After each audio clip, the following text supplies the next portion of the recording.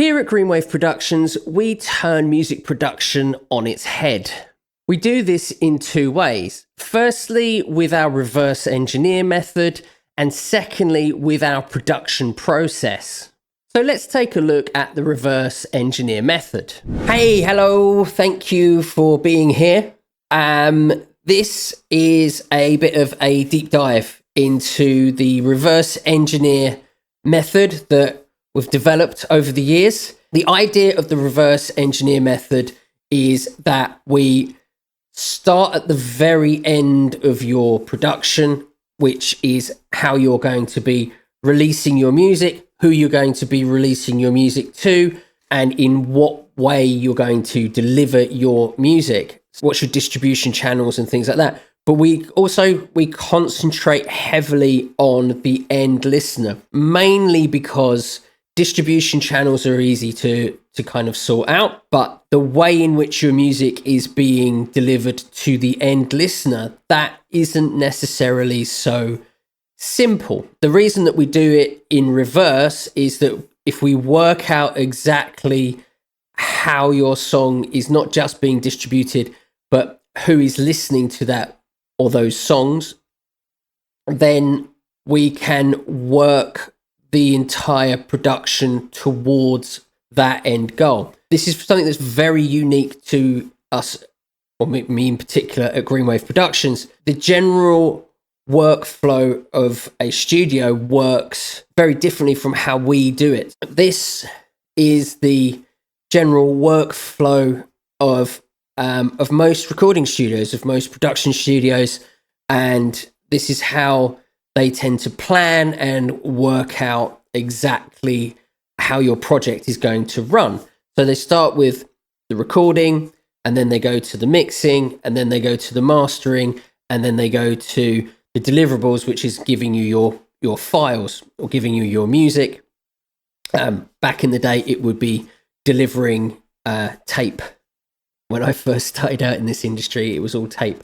But anyway, I digress. I think that this is the wrong way around. I don't think that you should be working like this. I think this basically means that you're adhering to the studio's processes as opposed to the studio adhering to your sound. So you're recording to their processes, you're mixing to their processes, and you're mastering to their processes, because we've turned this around and we put it on its head.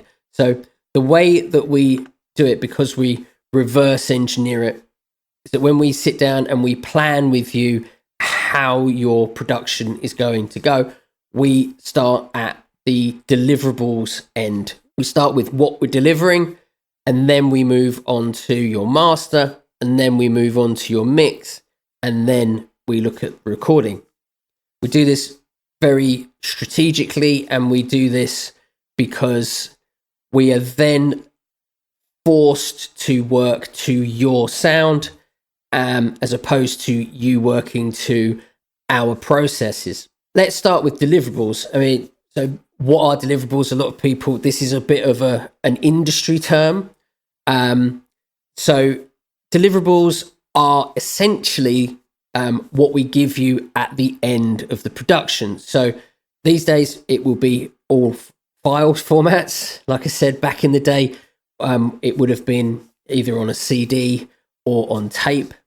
But obviously these days, file types, which would be either MP3s, WAVs, AACs, DDPs, depending on what your distribution needs are.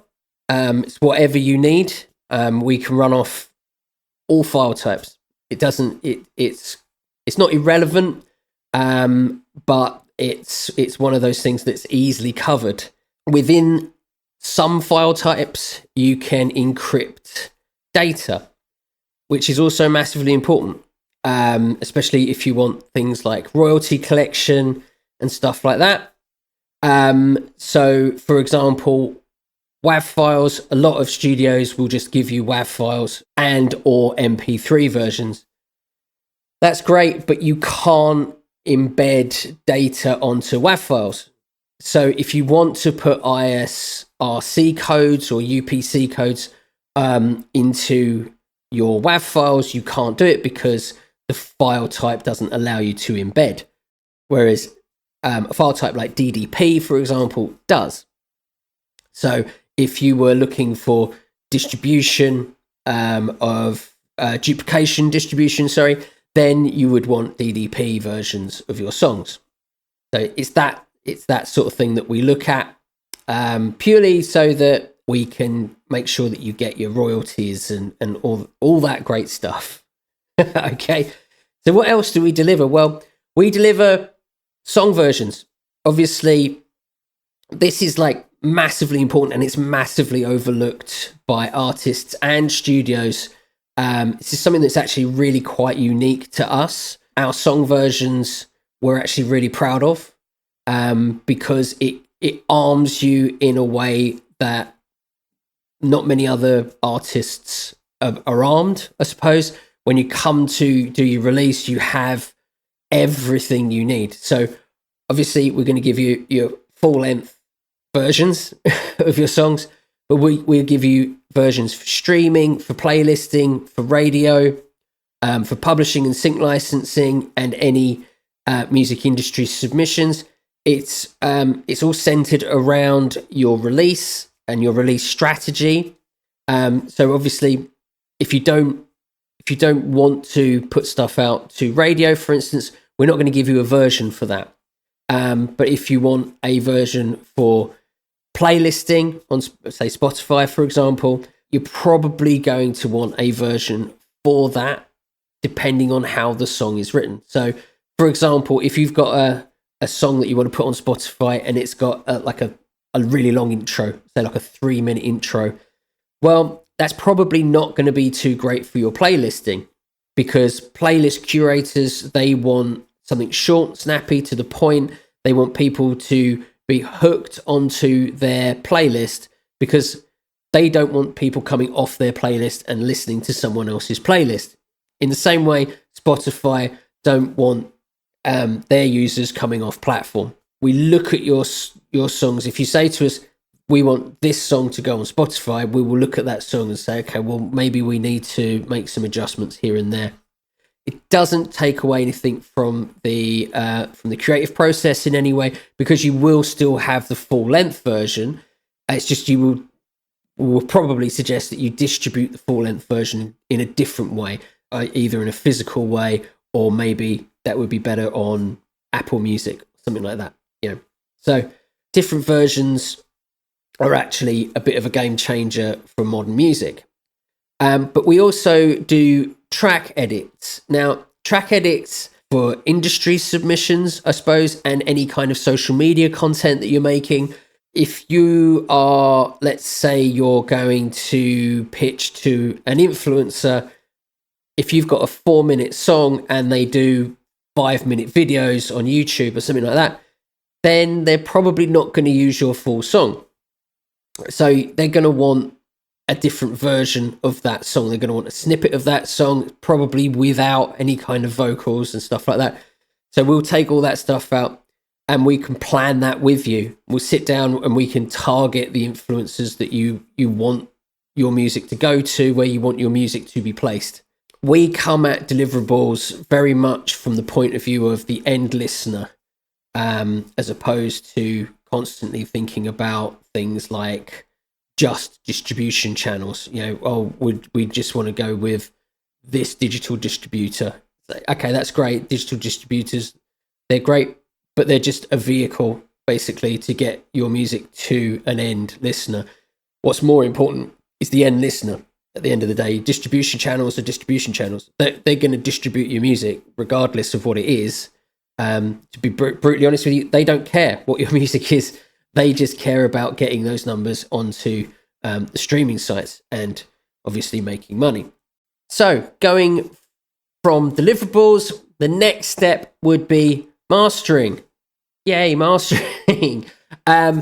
Mastering, it's an objective exercise. Unlike mixing, which is subjective, the objective of mastering is sonic quality, volume level, and any coding and file types and things like that. So We use reference tracks to determine sonic quality and overall volume, mainly because it's very difficult to communicate a sound. It's hard to, and we get we get it quite a lot of, oh, this sounds a bit woolly, or it sounds a bit like this, or it sounds a bit like that.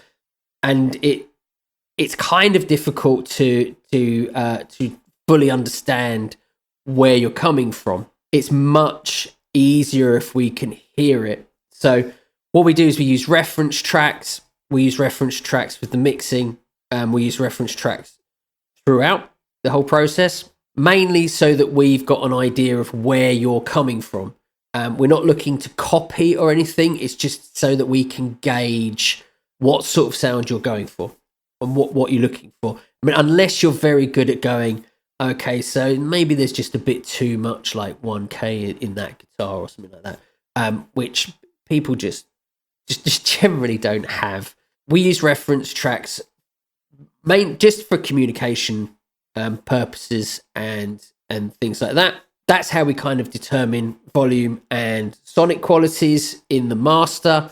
And then the deliverables obviously determine whatever coding we need to put in and what file type.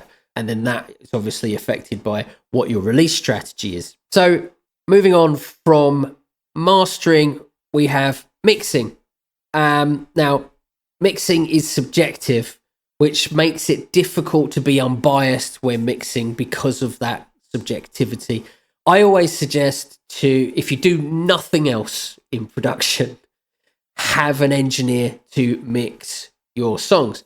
Mainly because when something is subjective, if you've got a guitarist or the guitarist in your band, for example, doing your mixing, chances are that they're going to be biased towards your guitar sound. It's going to be a natural thing for them. The overall sound is going to lean into their guitars more than maybe it should.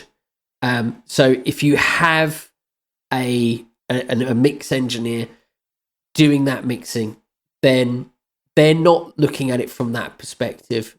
They're looking at it from an overall sound. So you can avoid any bias by having essentially a decent mix engineer. Again, like I said previously, we use reference tracks to determine, obviously, sonic quality, any EQing and effects that are used in there. We also use the reference tracks for instrumental loudness, and that will be sort of compression and other processes. And obviously panning and any kind of automation moves and things like that. Again, we're going back to the reference tracks just to keep things in a nice tight ship.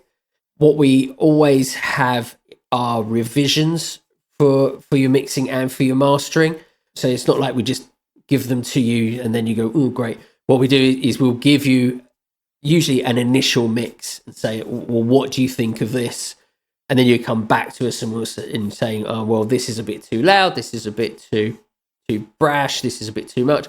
And then we can adjust. And it's very much us working together to get the best mix and the best mix from that production for you. Moving on from mixing, the next step in the process would be recording. I know it sounds backwards because it is. At the end of the day. So most engineers and studios, they work to their processes rather than to your sound. Because we do things in this way, we do things backwards. At this stage, we're going to know how to mix your songs.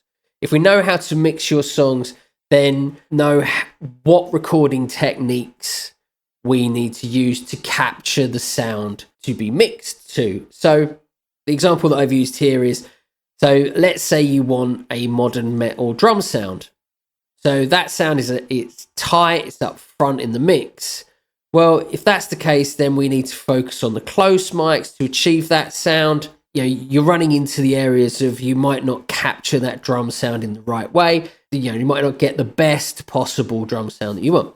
And, the reverse is true as well. If you want that kind of big Led Zeppelin-y kind of sound, then we're going to focus more on the room mics and on the overhead mics and things like that, because that's where that sound lives. At the end of the day, recording is about capturing a performance and capturing a sound. It's much better to capture the sound you want in the recording and then enhance it in the mix and the mastering. If you haven't planned out the mix, the mastering and the mix, you don't really know what recording techniques to use, whether that's close miking on the kit or whether it's something more room mic, so you can have mid-level and high-level room mics as well as your overheads and things like that if you wanted a much bigger, roomier sound.